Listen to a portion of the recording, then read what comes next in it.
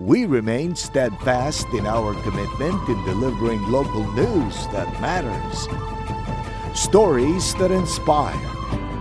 Enriching the lives of Filipinos in the Philippines and across the globe. This is your GMA Regional TV. Buong puso para sa Pilipino.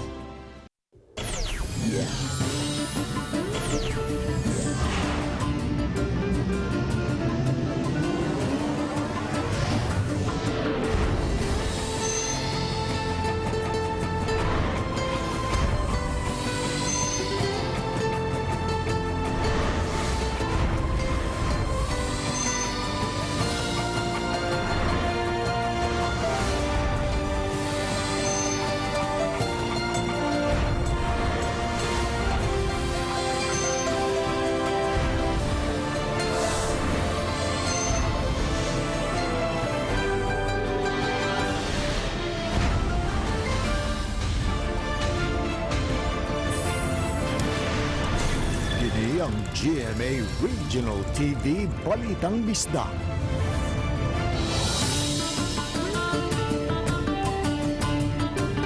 Maayong hapon, kini ang inyong GMA Regional TV Balitang Bisdak, ang bugtong kasaligan, kasandigan o gadangpan sa mga Bisaya nga maghatod sa labing dako ug mga nagunang balita nga mahinungdanon sa Central ug Eastern Visayas. Ug live sa GMA Complex sa Dakbayan sa Sugbo. Ako si Alan Domingo.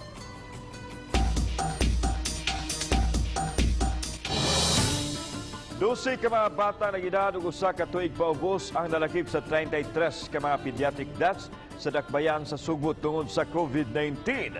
Ania ang report. Base sa nakuhang data sa Emergency Operations Center EOC sa Dakbayan Sugbo, 33 ka mga bata ang nakalas gumikan sa COVID-19. 12 kanila nag-edad pa lang ug usa ka tuig paubos. Wa hinoon mo detalye si Kunsyal Joel Garganera sa inungdan nganong gitakbuyan ang mga bata sanglit nagkuha pa kini og kasayuran mahitungod ini. Usa atong duha ka buok ang 2 years old. Duha ka buok ang 2, 3, 1, ang upat 4 years old 2, 6 years old 1, 10 years old 3, 14 years old 1, 15 years old 1, 16 years old 2, 17 plus. Ang 0 day to 12 months, 12. 0 to 12 months. So below 1 year old. 12 day. Giulagway ni Mayor Mike Rama usab nga dakong hagit sa syudad ang natalang pediatric deaths. Gihimo na kuno sa Dakbayan ang pagpatuman sa mga lagda nga maprotehian ang katawhan ilabi na ang mga bata lakip na sa pagdili sa pagpasud sa mga establishmento. This is now a challenge, and the next executive order will have to be mindful about such. Kaya wala man ta magkuwang. Bantay ka, Sherwin. Likramongan pa ako ang executive order. Nganong dili pasudlon sa ang mga bata. Bantay mo na. Iyang ipahimugatan ang pagdasig sa mga mulupyo sa Dakbayan nga pabakunahan ang mga bata nga gidakdang sugdan ang vaccination sa 5 anyos hangtod sa 11 anyos sa Valentine's Day. If I can see na it can be done in a hospital but not inside the hospital. Sa Pikas Bahin, padayong miubos ang kaso sa COVID sa syudad nga nakatala og 143 ka mga bagong kaso apan mas taas ang recoveries nga adunay 588 samtang 5,347 ang kinatibuk-ang active cases. Miubos usab ang positivity rate nga adunay 15,068%, mas taas noon sa 5% sa World Health Organization. Kauban si Christopher Lumayag, ako si Alan Domingo. Balitang Bisdak. Ikaduha o katapos ang adlaw karon sa pagapod-apod sa 5,000 ka pesos nga hinabang pinansyal sa mga biktima sa bagyong Odette sa Talisay City. Ang mga dili ka claim laing duha ka adlaw ang itagana apan makuha na nila ang salapi sa Talisay City Hall. Ang detalye sa live report ni Femari Dumabok. Fem.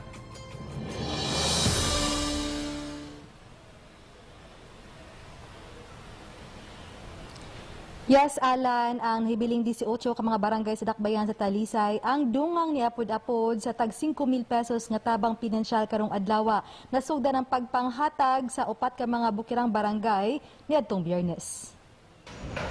Usa sa mikobra sa inabang pinansyal si Lolo Rogelio Hernando, 69 anyos, ug gibanan siya siyang anak kinsa ni Kubra usab. Ilang mga balay sa Puro Kamansi sa Barangay Poblasyon Dakbayan sa Talisay, lakip sa hingpit nga nagusbak. Nagubaw usab kayo ang sakayan ni Rogelio nga tungod niini nawad-an na usab sila og panginabuhian. Pasalamat na lang niya nga usa siya sa benepisyaryo sa 5,000 ka pesos nga financial assistance. Itukod niya po ng kanang 5 million na mapunan bawi kaso kay na may gamay nga hinabang gamay-gamay na lang mapuno. Oo. Makatukod na po balik.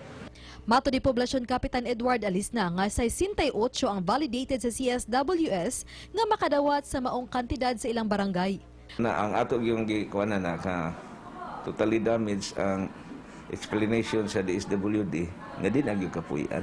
Wanay bongbong, wanay atop, bungkag yun. Muna ilahang kuan kay kung ako'y pasultihon ang totally damaged kung way atop, totally damaged na para nako. Kaya di naman kakatuog diya. Mato di Filipa Solana, Talisay City Social Welfare Officer, nga ang giapod-apod karon nga 5,000 pesos kabahin sa 13 milyones pesos nga gikan sa nasudnong kagamhanan. Gihatagan ng Dakbayan og 15 ka adlaw aron maapod-apod kini sa mga biktima sa bagyong Odette.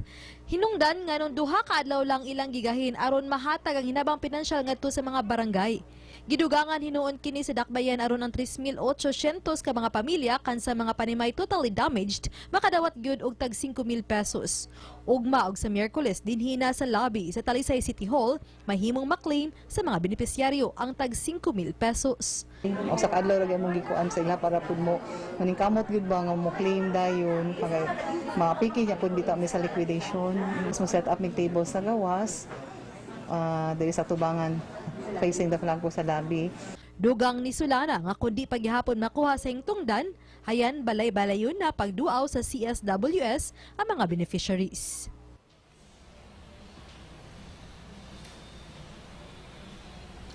Alam nitong Biyernes lang atuso ng adlaw sa pagpangapod-apod sa tabang pinansyal sa upat ka mga barangay, dulan sa 20 ka mga beneficiaries ang wa ka-claim. Alan? Daghang salamat, Femary Dumabog. Bisan kung pa schedule sa vaccination alang sa mga batang 5 anyos hangtod sa 11 anyos, dinhi sa Sugbo, may pipila na kataga Lapu-Lapu City ang nagpakisusi sa mga vaccination sites karong adlaw. Siloan Merondina sa report. Gibuksan na ang City Central School karong adlaw isip usa sa mga dugang vaccination site sa Dakbayan. Apan kay wa pay go signal ang Department of Health aron sugdan na ang extended pediatric vaccination dinhi sa Sugbo, gigamit lang una ang tunghaan isip vaccination site alang sa mga nanag-edad og 12 anyos pataas. Apan kay nakabalita si Niña Angela Irinaya nga nagsugod na ang pagpamakuna sa mga nanag-edad og 5 ngadto sa 11 anyos didto sa kauluhan gidani ang iyang 11 anyos nga anak nga si Micaela Faye aron unta mabakunahan. 11 years old pa man siya. Nya moto wala pa man sila diri di ay 5 to 11. Nya gikan sad mig Mactan Shrine nya wa mo pud ingon man diri ko no moto nga nangarimi para safe pud ko. Si Micaela mag 12 anyos na karong Pebrero 9. So kung in kasog mo open tatagaan tag date nga Feb 10 for example or in Feb 9, dili na siya mag-qualify sa ato ang 5 to 11 nga vaccine kay 12 years old naman siya.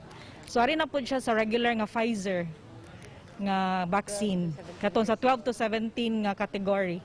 Mato ni Attorney James Sison, Deputy Head sa Local Vaccination Operations Center, nga sa Pebrero 14 pa ang schedule sa extended pediatric vaccination sa Sugbo ug wa pa usab sila'y nadawat nga kamanduan alang sa pagpahigayon sa National Vaccination Days. Pero tentative na kaya mag-agad ta sa Manila, kaya ang Manila gipostpone nila to today lang first day.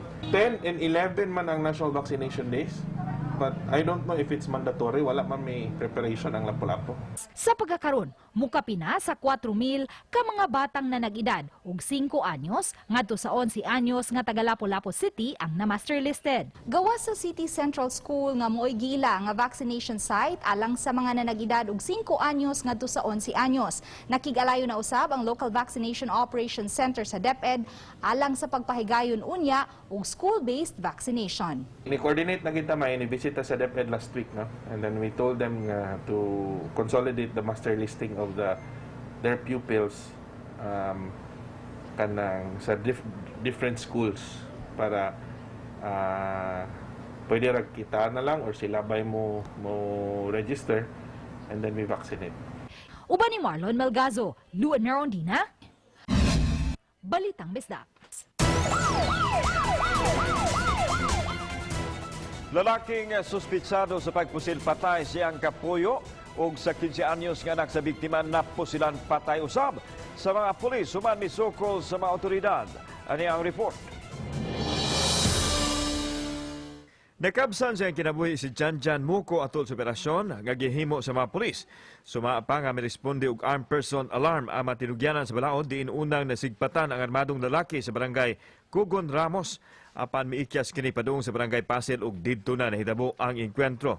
Diha pa masayri sa mga pulis nga ang armadong tao nga napatay mao di ay si Janjan Muko, ang suspek sa pagpatay ni Ginelyn Bontilaw ug sa 15 anyos nga anak sa sitio San Roque, barangay Guadalupe, Cebu City niadtong Enero 31. Suma ni Police Lieutenant Colonel Maria Teresa Makatangay, ang Information Officer sa Cebu City Police Office, nga lehitimo ang gihimong operasyon sa mga pulis nga may dipinsa lang sa ilang kaugalingon. Igo raw ta to sa pag-confiscate sa iyang armas kung wala ta siya ni sukol. And of course, di mo sad pwede nga magpatara ato ang kapulisan nga maunhan sila og pusil, di ba? Nga ara pa ta mo intervene. Samtang giisip na nga sirado ang kasong pagpatay sa inahan og anak, kay namatay naman ang suspek. Giingong adunay kakunsabo ang suspek sa krimen, hinoon wa ibutsyag sa opisyal kinsa kini. Samtang gipahibaw sa opisyal sa CCPO nga anaa na sa luwas nga kahimtang ang 11 anyos nga anak sa biktima gipusil usab sa ulo sa suspitsado. The case is already filed. We will just be submitting to the prosecutor's office a copy of that death certificate. But then for the accomplice, magpadayon to ang iyahang kaso. Kauban si Clover Lumayag, ako si Alan Domingo. Balitang Bisdak. Mga bar examinees o ang ilang mga kabanay o mahigala emosyonal atol sa pagtapos sa 2 ka adlaw nga regionalized bar examination. Si Luan Merondina sa report. Alas 3 pa lang sa hapon, nag-atang na sa parking lot sa UC Banilad ang mga kabanay, classmates ug mga higala sa mga bar examinees. Ang uban kanila na nagbitbit pa og mga balloons, tarpaulin ug may patsyant pa agig pagpakita sa ilang kahinam ug pagsuporta. Wa makabungkag kanila ang pagbunok sa uwan. Ang way mga dangpayong sa skywalk na mipasilong nga may bitbit pa nga mga buwak. Alas 3:30, may nahumana o gihangop sa ilang mga higala. Usa kanila, ang 61 anyos nga si Cesar, kinsa first time nga bar exam taker. Sayon og lisod. Naay parts nga sayo, napoy parts nga lisod. Pero generally, okay ra siya. Emosyonal usab nga misugat ang boyfriend sa hinigugmang examinee. Kay nagdasok na ang mga kabanay ug mga higala sa skywalk, gipabalhin sila sa mga pulis sa mas luwas nga dapit. Pagka alas 5 sa hapon, nag-anam-anam na og panggawas ang mga examinees. Usa sa labing excited ang 54 anyos nga si Grace Rojas. Kansang anak, migraduar sa USC College of Law niadtong milabayng Hunyo. Daghang mga pagsuway ang naagian sa iyang anak. Dihang nagpositibo kini sa COVID-19, usa ka buwan sa wala pa ang bar exam. Ningon naman ko ni Lord nga, Lord, imo gayong tagaan sila negative result, sato pa. Imo jud nga yung patikon akong anak. So, pag abot nila dire may nagpa-swab. After 15 minutes, gawas din siya. Yes, ma. Katay. Thank you, Lord. Busa ingon na lang ni Ana ang iyang kalipay, dihang migawas na ang iyang anak nga si Nika. Nadayan jud. God's will gyud nga in time maayo and maka-negative sa antigen and makatake gyud. Ihagyud nga gusto gyud. Samtang gikaligo sa beer sa iyang mga kabanay ang licensed custom broker nga si Malakias Friday Bartikin kinsa labing unang apo sa ilang pamilya nga mi-take og bar exam. Lisod. Okay ka po yun. May choice. Moabot sa kapin usa ka libo ka mga bar examinees ang mikuha sa labing unang regionalized bar examination. Sa Sugbo, gipahigayon kini sa UC Banilad, USC College of Law ug USJR Basak Campus. Uban ni Marlon Melgazo, Luan Merondina, Balitang Bisdak. Balik trabaho na si Mandaue City Mayor Jonas Cortez suman siya nagka-COVID-19 sa ikaduhang higayon. Midasig siya sa katawhan nga magpabakuna aron maproteksyonan. Ang detalye sa report ni Nico Serino.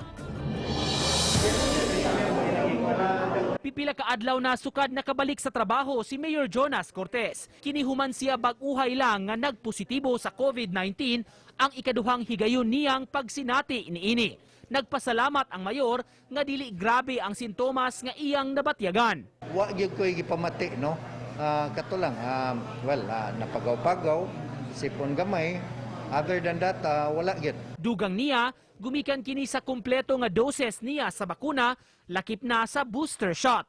Maong dunay awhag sab sila sa mga wala pa nagpabakuna. Salamat kayo nga nakakuanta sa atong vaccines, no, twice plus booster shot, so dako kay tabak. Bukas Lunes hangtod Biyernes ang mga vaccination sites sa Mandaue. Sa miaging simana lang napun-an og laing vaccination site ang syudad nga naa mahimutang sa usa ka mall sa Barangay Basak aron masilbihan ang mas daghang mga tawo. Uban ni Godfrey Relien, Nico Sereno, Balitang Bisdak.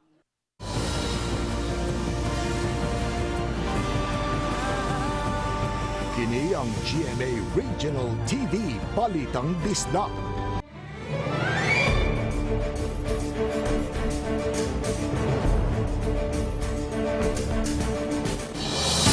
National campaign period nagsugod na og mga adlaw. Busa aduna nay pahimangno ang Commission on Elections sa mga kandidato ug sa mga supporter mahitungod sa mga angayan ug dili angayan nga pagabuhaton. Lakip nini ang pagpamutang sa mga election campaign materials nga kinahanglan nga tulang ibutang sa common posted area didto lang sa mga selected public area sama sa plaza, merkado, mga barangay centers diin dali nga makita sa publiko. Higpit nga gidi ang pagpamutang sa mga propaganda materials sa mga kahoy o sa mga postes kuryente. Samtang gikinahanglan nga makig-alayon ang mga kandidato o partido sa mga dapit nga ilang pahigayunan sa mga kalihukan aron masiguro nga masunod ang lagda ilabi na ning panahon sa pandemic. Nga mo designated common poster areas, dili gyud sila magkapataka og butang sa ilang mga poster areas. Let them all be aware that we are classification number 3.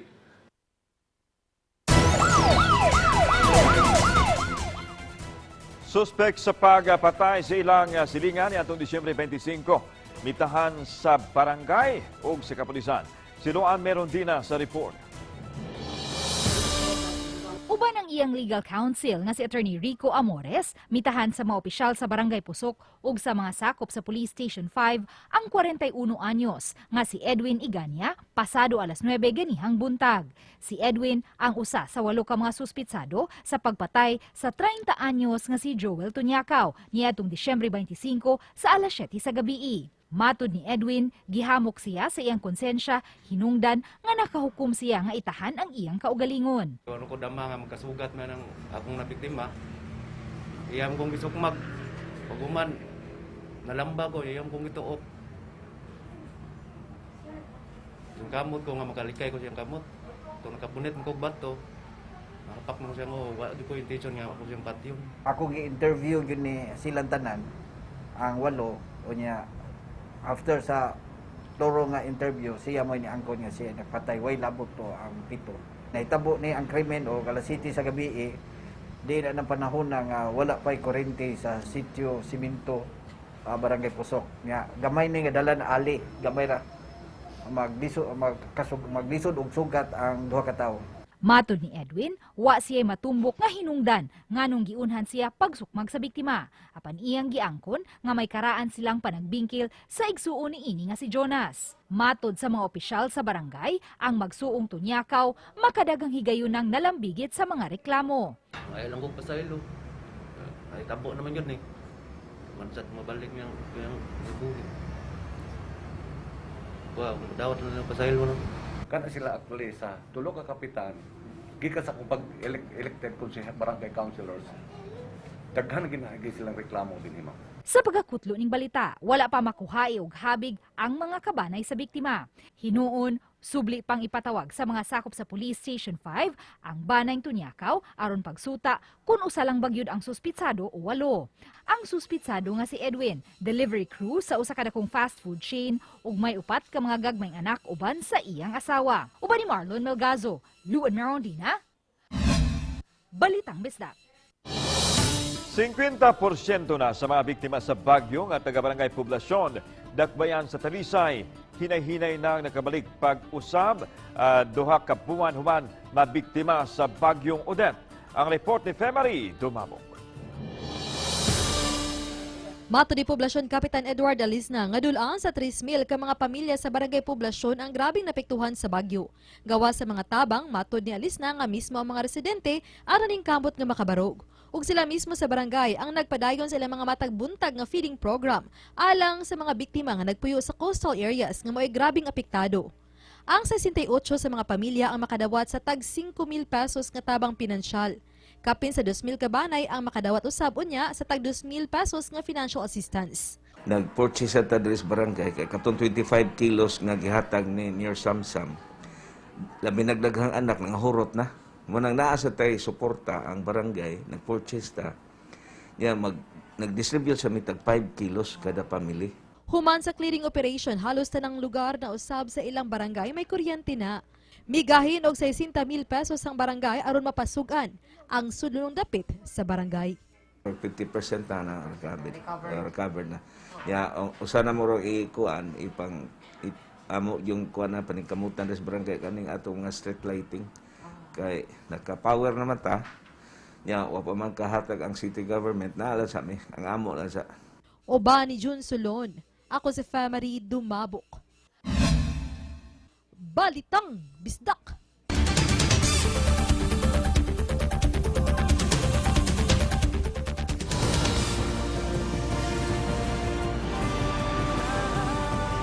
Kini ang GMA Regional TV Balitang Bisdak.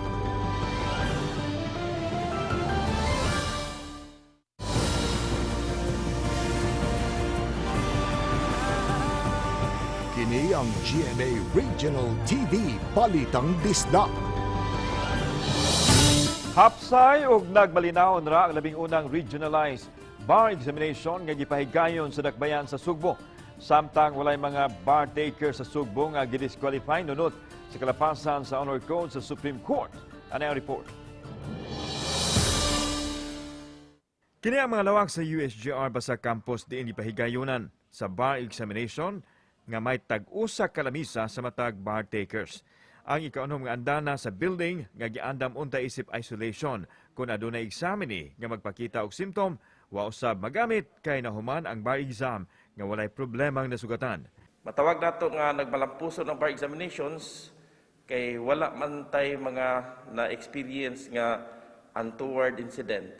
Gitug-an ni Dean Jonathan Capana sa School of Law nga adunay unom ka may examine nga taga USJR ang wa maapil sa bar exam human nagpositibo sa antigen test nga anaa pa sa facility-based isolation o pulos mga asymptomatic. Pamatay mahimo kay sa antigen testing gud nagpositive man sila, naglibugan ni sila gasa nila to nakuha pero matay mahimo kay evidence-based man ta.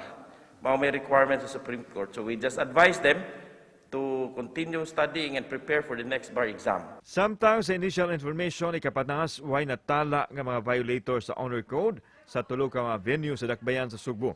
Una nang gibutyag sa bar exam chairman sa Supreme Court nga adunay mga examinees nga gipang disqualify kay nasakpan nga namakak sa declaration sa resulta sa ilang COVID test aron lang makasalmot sa bar exam. Samtang aduna usay mipalusot og mga cellphone nga higpit nga gidili. Doon na pa man sila yung due process. Most likely, basig mo appeal sila. So, dako pag chance nga makatake sila sa bar exams. Wala pa mong kay bawo gud unsa gid ang complete circumstances. Gidugang ni Dean Capanas nga posibleng sa Nobyembre aduna na usay bar exam ug naglaom siya nga i-regionalize gihapon kini. Giulagway usab sa Cebu City Police Office nga nagbalinaon ang duha ka adlaw nga bar exam. Walay nabantayan ng mga pulis nga mga tawo nagsaba-saba sa palibot sa examination area. We're very much thankful of that cooperation and sa pagsunod sa ato ang mahangyo nila sa mga nilabay nga mga adlaw. Giklaro usab sa Cebu City Police Office nga walay natala sa ilang buhatan nga adunay misuway pagkutlo sa kinabuhi kay wa tuguting magkasalmot sa bar exam. All I can say is karon walay nahitabo such incident here in our area as far as we are concerned. Kauban si Clover Lumayag, ako si Alan Domingo. Balitang Bisdak.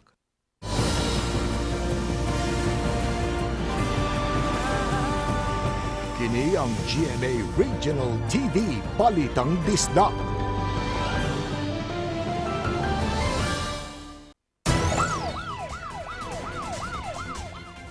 Dulaan sa usa ka gatos ka libo ka pesos nga balor sa gidudahang ilegal nga drugas ang nasakmit sa Talisay City. Drug Enforcement Unit gikan sa upat ka mga tao nga nasikop sa tulo ka naglahing bypass operation. Lakip sa nadakpan ang iyaan ug ang pag-umangkong silang Irene Labandero, 41 anyos, ug pag-umangkong ining si Donald Labandero, gila ang duha nga street-level individual. Mato ni Police Lieutenant Colonel Randy Capalles nga sud sa pipila ka buwan ang maong mga dinakpan diha sa ilang illegal nga patigayon. Diha sa dakbayan sa Talisay ra usab ang ilang pagpamaligya sa ginuhang shabu. Nag-check sila sa mga activities ani mag-iyaan, then na-confirm. So naasad tay gi for follow-up ang ilang mga sources nga naasad din sa area. Andam ang syudad sa Mandawi, moabag sa mga utility companies nining plano sa underground cabling o pagbutang sa ilang linya sa yuta. Ang syudad mipatawag na sa makapila ka higayon o tigom sa lain-laing utility providers kabahin nining maong plano. Gusto sila nga mapadali na ang plano aron di na dako og problema kung makasugat og laing katalagman ang dakbayan susama sa netabo human sa pag-igo sa Bagyong Odette. Sa tuig 2020 pa, napasar sa konseho sa syudad ang ordinansa kabahin nini. Hiroon, gitinguhang magsugod pa kini sa mga planned urban development sa syudad. Matod ni Mayor Jonas Cortez, tunan pa ang plano kung diin ang syudad ang inisyal nga mo-construct sa infrastruktura niini. We will be laying underground kuan nga adto na sila mo gamit. So dunay rentals nga instead of yes, we will find a natay partner nga mo kuan sa undergo sa mao nga project.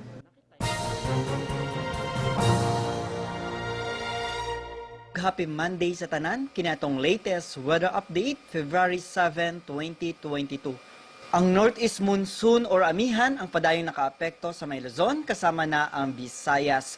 Ang weather conditions sa tibuok Visayas, Palawan kasama ang Kalayaan Islands ug ang Occidental Mindoro makasinati na panagsama panganuron ngadto na sa medyo madag-umo na kalangitan ug naay mga patak-patak na hinay na mga pag-uwan. Para sa atong mga dugang detalye, bisitaha atong mga official social media accounts. Kini si Jomer Eclarino gikan diri sa DOST Pag-asa Mactan. Mayong adlaw ug keep safe everyone. Daghang salamat sa mga kapuso nato apil na ang nasagawa sa nasod nga nakisayod sa mga dagko ug mga nagunang balita sa rehiyon. Ug gikan dinhi sa Central ug Eastern Visayas ang inyong balita. Ang among balita kay matag lokal nga balita mahinungdanon. Kini ang inyong GMA Regional TV Balita Bisdak. Buong puso para sa Pilipino. Ako si Alan Domingo. Maayong hapon, mga kapuso.